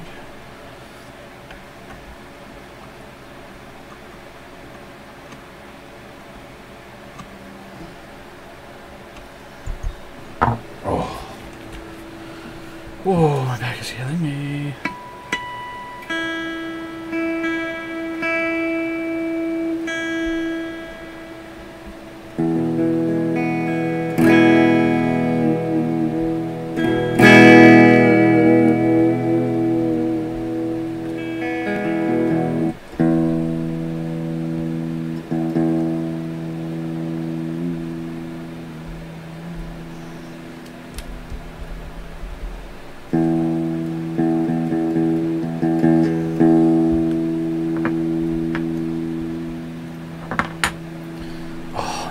Really killing me. I have to stop very quickly.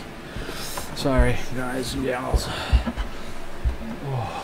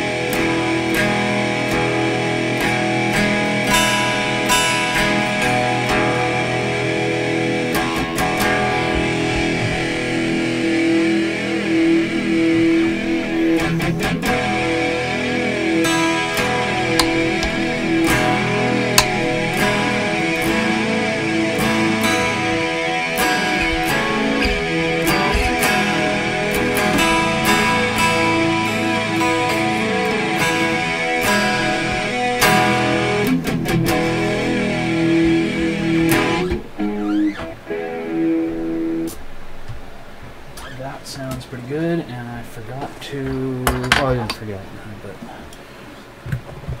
I need to cut the ends of the strings off. It's just little ends here. Just little tiny ends. Nothing major.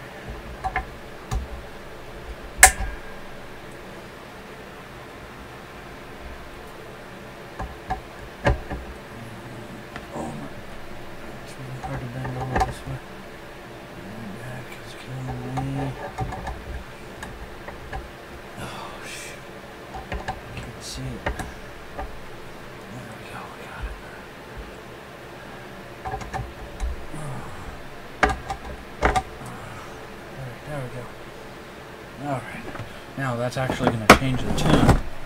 You wait, watch, listen. The tune will be off just because I did that.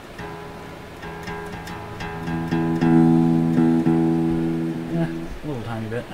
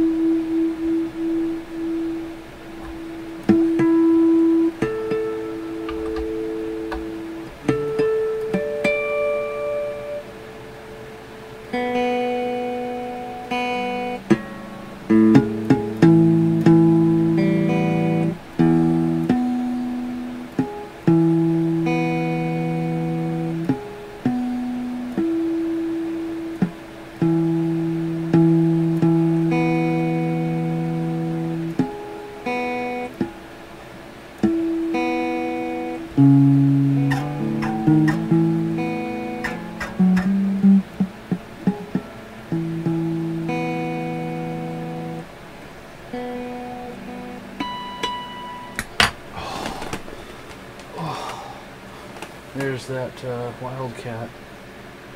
right there. This one here, I'm going to work on that one Sunday night. It's the one that the person strung wrong and strung it with acoustic guitar strings. Yeah. Some people. Anyway, it sounds good though, doesn't it?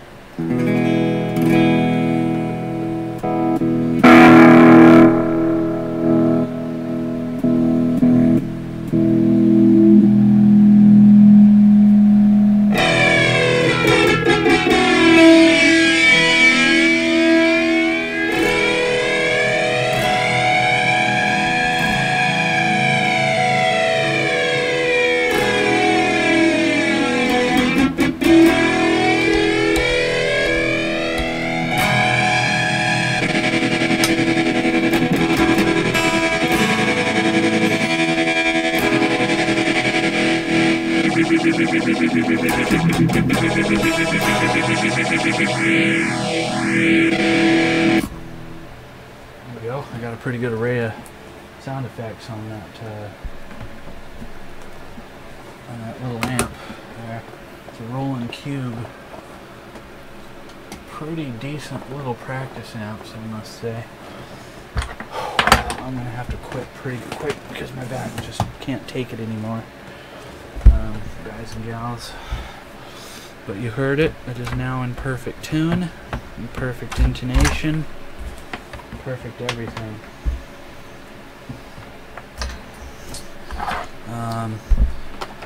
She's a beast. She's a super sexy beast. Yeah, that's what we were gonna call it, Sexy Beast. Like the movie, Sexy Beast. It's a sexy beast. Didn't take much to work on this, that's for sure. And it didn't need a whole heck of a lot. Which is a good thing. I'm kind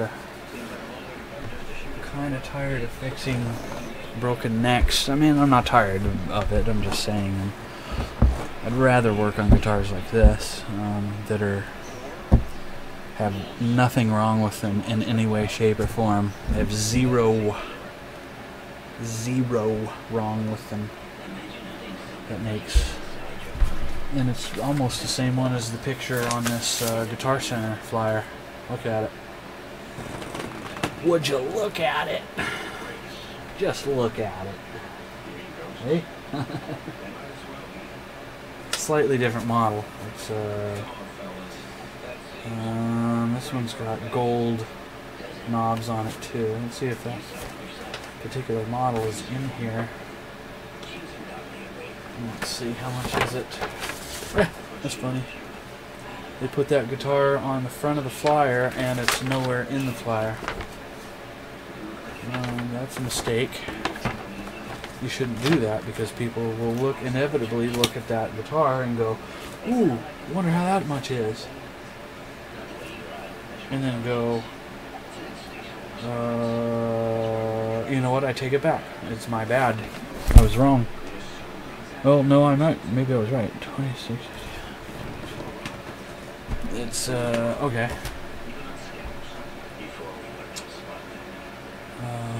Yeah, okay. Okay, yeah. No, it is this guitar. I was wrong. Only difference is it's got the clear, smoky clear knobs, whereas this one has the gold knobs. It's on sale though at $399, $400. Regular. Let's see, regular $550. So mine at $450 is still equivalent to this one on sale, and better because you just saw the work I did to it. So there is that. I kind of wish this one had the gold knobs. They're transparent gold. That's strange that this one has that. Very strange. But yeah, what do you know? Same guitar. I'll have to keep that flyer just for giggles. But there it is, all done. I'll close this video out in 9 minutes. In the meantime, I'll just fold up my rags and stuff and I do have that special guitar I'm setting aside for 4th of July. That one I got from my friend Kevin, that early 80s Washburn. That guitar I am keeping. Or if somebody wants to buy it, I'll sell it, but I'm going to put a really high full pop retail on it. I mean full pop retail. If somebody wants it that badly, but it's one I kind of want to keep, if possible. I mean, you know, I'd like to keep it because one, it's from my good friend Kevin, and 2, I like it, and 3, it's early 80s. So, got 3 aspects of it that I like. So, yeah. Oh, I hate turning around like this. It really hurts my back. Oh. But, yeah, the strings feel good since I took that Scotch-Brite to it and just kind of brightened them up a little bit. The strings are brand new, so there was no sense in putting new strings on it because these are new. The guitar is new. Oh, I see a little spot. I see a spot. Huh. Nope, it's gone now. Yeah, $450. I'm going to take a full spread of pictures of it tomorrow. And up it'll go for sale. For those of you who would like to purchase this. Yeah. It's a good piece. It's a nice piece. I'm going to make a decent profit on it. I'm not going to get rich off of it. I won't say what I paid for it, but I'll make a profit, but I won't get rich off of it. I'll put it that way. And that's all I'm trying to do on any of these guitars, as I've mentioned many times. Just trying to eke out a living as I know how to. And that's with these guitars. Plain, pure, and simple.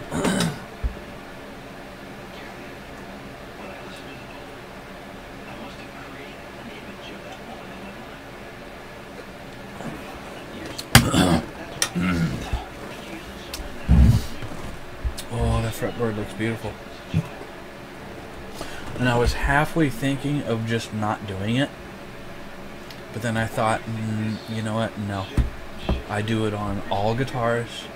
Whether they need it or not, I do it. Because inevitably, you can always get it that much cleaner. And I mean, it's like butter. I mean, it just plays stellar. I'm happy with it. It's a nice piece. Yeah. Some people would say go ahead and pull the protective plastic on the pickguard and the pickups and the back of the tuners, but I don't do that, just to show people that you are getting a new guitar.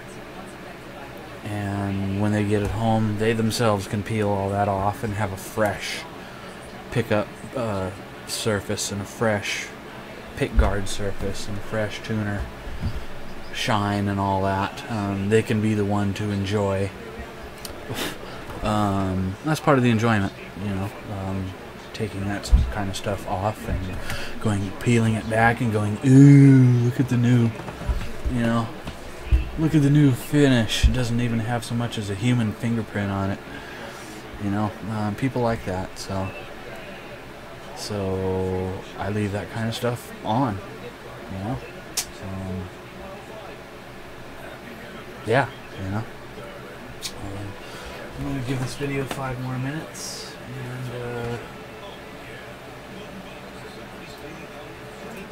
and go ahead, you guys and gals. We're able to attend tonight's video, and Sunday night's video is going to be that Epiphone Wildcat that's behind me.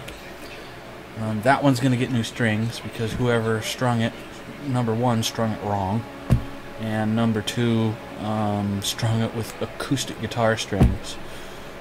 Why they did that, I don't know.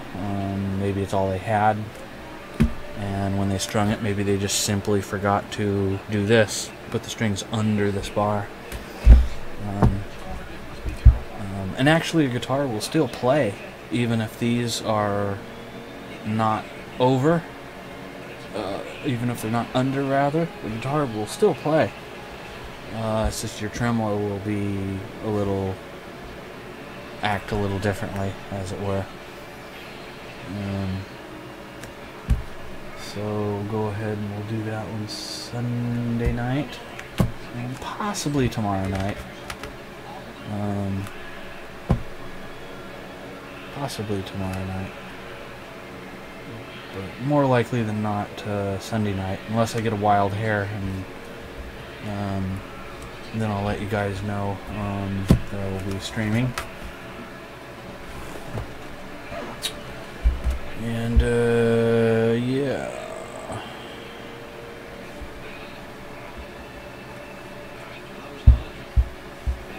Pretty darn cool this guitar is. Smaller body, and they're called center blocks because they have the center block in them. That's just their nickname. And it's a Gretsch Starliner, G2655T, and it is brand new. Somebody bought it. The person I got it from bought it, played it for less than, I think he said less than 15 minutes, and put it away, and that was it. And he decided to sell it, and I bought it. So yeah, there you have it. Excuse me. So yeah, it's got the Bigsby tremolo on it. I love the pickups in these. They're really strong. The magnets in them are really strong. I mean, you have to, when you're adjusting them, you got to fight to pick your screwdriver up off the poles. You just really do, you know.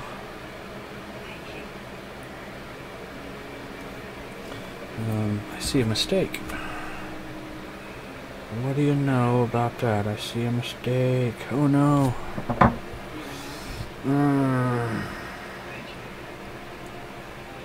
Maybe I can yeah. I forgot to adjust these poles. But I can do it with the plastic still on it if I do it very carefully. Then I won't puncture the plastic. Wow, I'm really surprised I forgot this. If I do it very carefully. Go a little bit and then pick up the screwdriver and then go a little bit. Wow, surprised I missed those. Maybe I better stand up and look at them, make sure I got them all. So sometimes it's best to look them over. You know, and I always do. But I am human, I'm not perfect. Sometimes I will miss something. It's pretty rare, I will say, but it will happen.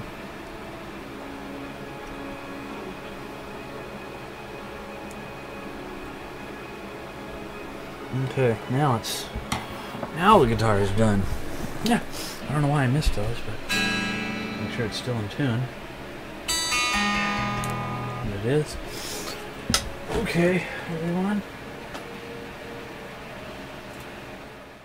Thank you for joining me for this classic guitar video, and tomorrow night possibly, Sunday night definitely, I will do this Epiphone Wildcat sitting on the floor down here.